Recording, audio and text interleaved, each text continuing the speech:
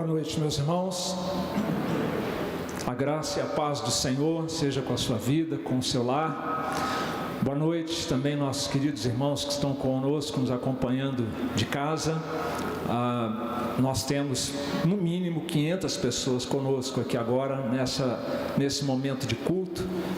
E tem um princípio espiritual que eu estou enfatizando, que o apóstolo Paulo nos deu esse exemplo, dizendo que ele estava em espírito, presente com os irmãos da igreja de Colossos, verificando a boa ordem, o bom andamento da fé dos irmãos. É assim que nós estamos também irmanados em unidade espiritual com os nossos irmãos em casa. Espero que o culto doméstico na sua casa esteja sendo uma bênção edificante e que a palavra de Deus possa falar ao seu coração de uma maneira muito especial, como também a cada um de nós que estamos aqui nesse lugar de oração e de adoração ao nosso Deus. Nós continuamos com a nossa série de Abacuque, capítulo 2 hoje, versos de 1 a 5, Abacuque, capítulo 2, versos 1 a 5. Eu convido a igreja a se colocar em pé para a gente fazer essa leitura e a todos os irmãos daqui de casa para participarmos juntos, lendo em uníssono esta passagem. Os irmãos em casa podem ficar aí no sofá sem problema, mas leiam conosco também. Abacuque 2, 1 a 5, leiamos. Por-me-ei na minha torre de vigia, colocar-me-ei sobre a fortaleza e vigiarei para ver o que Deus me dirá e que resposta eu terei à minha queixa. O Senhor me respondeu e disse: escreve a visão, grava sobre tábuas, para que a possa ler até quem passa correndo. Porque a visão ainda está para cumprir-se no tempo determinado, mas se apressa para o fim e não falhará. Se tardar, espera-o, porque certamente virá, não tardará. Eis o soberbo, sua alma não é reta nele, mas o justo viverá pela sua fé. Assim como o vinho é enganoso, tampouco permanece o arrogante, cuja gananciosa boca se escancara como o sepulcro e é como a morte, que não se farta. Ele ajunta para si todas as nações e congrega todos os povos. Podem se assentar, meus irmãos. Obrigado pela participação. Sobre resposta à oração, vamos falar um pouquinho sobre isto. Você sabia que deístas não oram? Já ouviu falar dessa turma? É uma corrente filosófica. Voltaire foi um espécime, desse grupo de pessoas que não chegam a negar a existência de Deus, mas não creem na pessoa de um Deus, ou na existência de um Deus pessoal, que ouve orações e que responde a orações. Deístas não creem que existam janelas abertas do mundo sobrenatural deste Deus para o nosso mundo natural aqui, terreno. Voltaire, inclusive, chegou a profetizar que a Bíblia seria extinta dentro de algumas décadas, e hoje na casa dele há uma sociedade bíblica, para frustrar aquela profecia furada que ele fez. C.S. Lewis disse que o Deus deísta é um Deus domesticado. Por quê?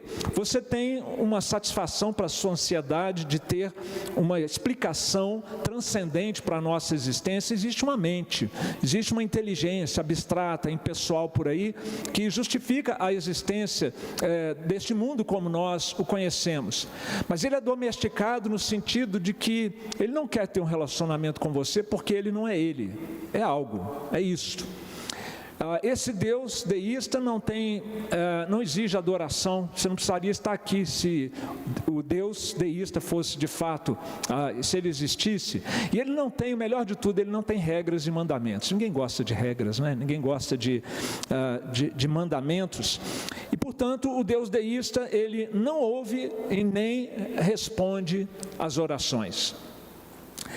Já parou para pensar que muitas vezes nossa ansiedade com a vida, nosso temperamento ansioso, muitas vezes a gente se comporta como se nós fôssemos deístas práticos?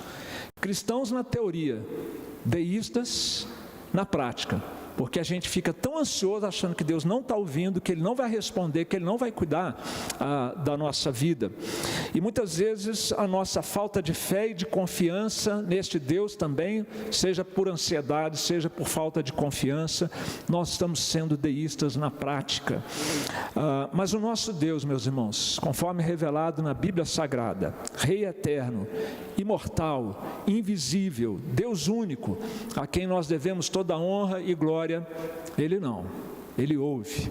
E Ele responde às nossas orações. Ele faz isso amorosamente, faz isso soberanamente. Esse Deus faz isso sobrenaturalmente. E na passagem bíblica dessa noite, nós temos exatamente um episódio, mais um entre tantos episódios bíblicos, onde fica claro essa característica, essa marca do nosso Deus, como um Deus que responde à nossa oração. E quando Deus responde a nossa oração, o que nós devemos fazer com a resposta de Deus, com a palavra de Deus? Nós vamos procurar abordar esse texto nessa perspectiva, só lembrando que o profeta Abacuque, ele estava desolado no começo do seu livro aqui, pelo fato de ver o caos que estava estabelecido na nação dele, no povo de Israel, aquelas 10 tribos mais ao norte, a violência, a corrupção, a imoralidade, a apostasia, e ele então clama a Deus, Deus só não vai tomar uma providência. Deus responde, a primeira oração, a primeira resposta, Deus diz, vou tomar uma providência, a providência vai ser drástica, porque eu estou trazendo, já ouviu falar aí dos caldeus? Essa turma que está arrasando o mundo, né? Como verdadeira uma nuvem de gafanhotos, por onde passam, arrasam tudo, pois são eles mesmos que vão chegar aqui no reino de Israel e vão arrasar com essa nação. O profeta, ao invés de se dar por satisfeito, que bom, eu estava realmente querendo que o senhor demorou, o senhor tinha mesmo que tomar uma providência. Não, ele fica mais desesperado ainda, porque ele conhecia a fama dos caldeus. E ele pensou, mas se os caldeus fizerem aqui o que eles fazem nas outras nações, o que será feito das promessas de Deus? O que vai ser feito dessas promessas que nós aguardamos, de um Messias que virá para restaurar todas as coisas? Se a nossa nação deixar de existir, como vai ser isso? Primeiro vão ser essas 10 aqui ao norte, depois as 2 do sul, e eles vão acabar com Israel. Então ele entra em pânico, quando ele ouve a resposta de Deus. E aí ele faz então a sua segunda oração, e nós vimos isso na semana passada, que nós aprendemos com Abacuque como orar buscando refrigério em tempos de calamidade, em tempos críticos, e agora então Deus lhe responde a sua segunda oração, e é nesta segunda resposta de Deus que nós vamos procurar aqui extrair algumas lições preciosas para nós.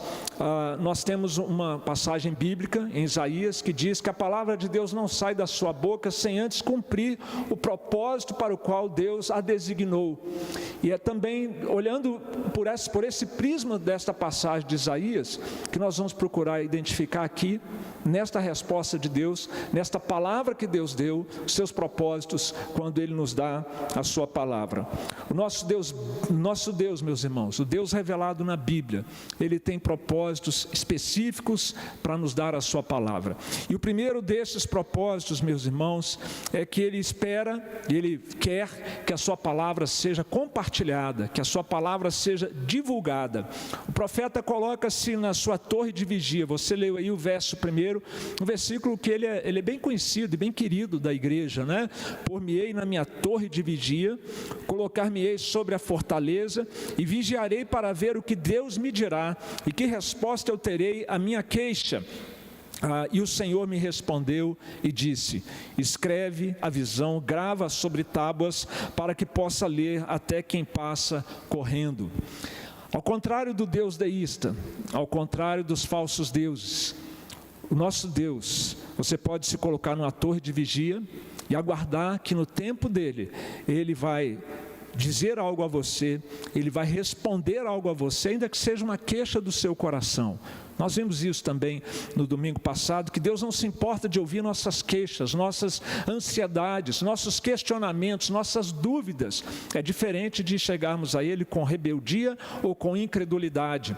Ele sequer repreendeu o profeta, ele respondeu o profeta a toda aquela ansiedade, todas as preocupações que ele tinha demonstrado com o seu povo e depois com a chegada dos inimigos que brevemente estariam ali.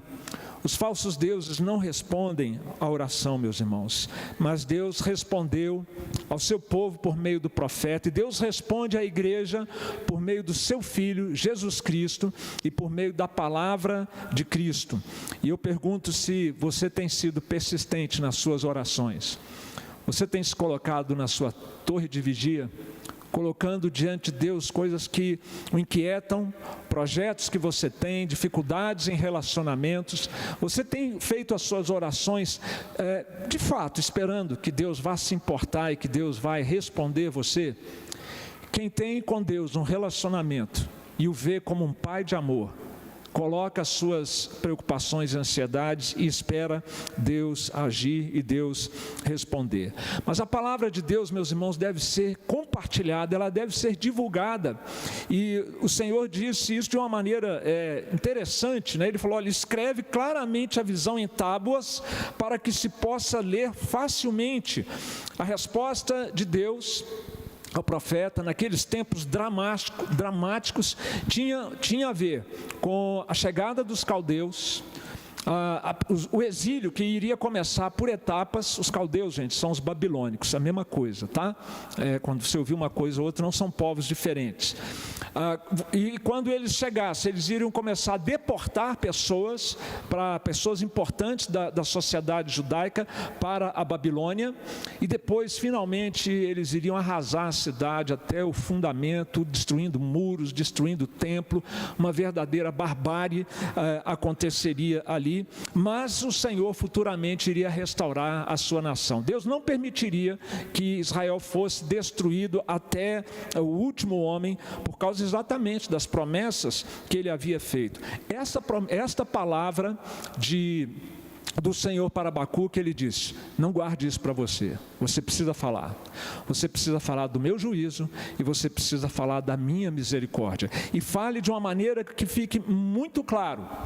Meus queridos, a missão que foi dada a Abacuque tinha a ver com a escatologia próxima daquilo que viria a acontecer. O escatom é uma palavra grega que quer dizer o fim. Em relação ao fim que estava reservado para a nação, havia necessidade de uma missão de proclamação ser cumprida ali pelo profeta. E a mesma coisa acontece conosco na igreja nos dias de hoje, meus irmãos. Há um escatom que nós estamos aguardando. Aliás, eles aguardavam o mesmo escatom que nós. Eles aguardavam também a vinda do Messias para estabelecer no dia do Senhor o reino eterno do Senhor Jesus, do Messias, sobre toda a terra. Nós participamos das mesmas expectativas, nós ansiamos pelo mesmo fim e temos a mesma missão de proclamar esta mensagem que fala da justiça de Deus e que fala da misericórdia de Deus revelada por meio do seu Filho enviado, do Messias. Mateus 24:14 faz essa associação da missão com a escatologia. E será pregado este evangelho do reino por todo o mundo, para testemunho a todas as nações. Então virá o fim. Primeiro, atenção para isso. Primeiro, você compartilha o evangelho. Todos nós. Depois, segundo, Cristo virá para estabelecer o seu reino.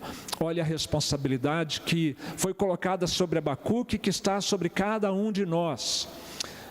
Talvez usar a palavra proclamar o evangelho assuste você, porque proclamação fica às vezes melhor para quem está no púlpito, vestido de terno e gravata. Por isso eu estou preferindo a palavra compartilhar, share, que é uma coisa que está todo mundo acostumado a fazer hoje em dia. Nós compartilhamos as maiores bobagens nas mídias sociais, as maiores futilidades, as maiores ironias. Ok, há lugar para tudo isso se tiver bom gosto, né, e for uma coisa de bom nível. Mas nós precisamos compartilhar a mensagem, o evangelho de Jesus, para que o fim venha. E este é um desafio que o livro de Abacuque nos traz. E este é um desafio que a palavra de Deus nos fala a respeito de quando Deus responde às orações. A palavra de Deus, ela deve ser compartilhada, ela deve ser dividida, porque assim como ela nos faz bem, há muita gente que precisa dessa palavra. A palavra de Deus também, meus irmãos, aqui nós temos um outro propósito de Deus para a sua palavra, que não sai sem cumprir esse seu desígnio, esse seu propósito. A palavra de Deus será cumprida. No verso de número 3, o Senhor diz a Abacuque: porque a visão ainda está para cumprir-se no tempo determinado, mas se apressa para o fim e não falhará. Se tardar, espera-o, porque certamente virá, não tardará.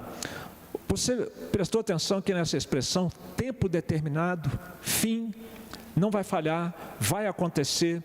Assim Deus caminha na direção da nossa história como seres humanos. Ele tem traçado e determinado, tempo determinado para todos os acontecimentos, até esse acontecimento extremamente estranho que nós estamos vivendo neste ano de 2020, que vai entrar para a história como um divisor de águas, como uma página sendo virada na história, diante dos nossos olhos, o ano da pandemia. O Senhor tem tempos determinados para todas as coisas. E este é um conceito importante na nossa teologia reformada, o conceito dos decretos divinos. Deus decreta todas as coisas que acontecem, Ele não fica esperando para ver o que vai acontecer, nem é tomado de surpresa. A palavra de Deus nos diz em Efésios que Ele é aquele que faz todas as coisas conforme o conselho da sua vontade. E Ele decretou todas as coisas desde a eternidade. O nosso breve catecismo nos esclarece quanto a isso. Os decretos de Deus são o seu eterno propósito, pelo qual, para a sua glória, Deus predestinou tudo o que acontece. A história não é cíclica, ela é linear e ela caminha para um fim objetivo, o dia do Senhor e o estabelecimento do reino de Deus. E tudo mais se encaixa na história dentro desse objetivo do nosso Deus. O autor de Hebreus, no capítulo 10, verso 35 a 39, especificamente no verso 37 e 38, ele pega este texto, ele toma este texto de Abacuque, e ele diz o que é que virá, que certamente virá. Havia aqui uma dupla profecia. Viriam sim os inimigos caldeus, haveria o tempo depois da restauração de Israel, mas no horizonte mais distante, o autor de Hebreus diz: porque ainda dentro de pouco tempo, aquele que vem virá. Ele personaliza a vinda de Jesus, não a sua primeira vinda, mas já a segunda. Aquele que vem virá e não tardará. Todavia o meu justo viverá pela fé, e se retroceder, nele não se compraz a minha alma.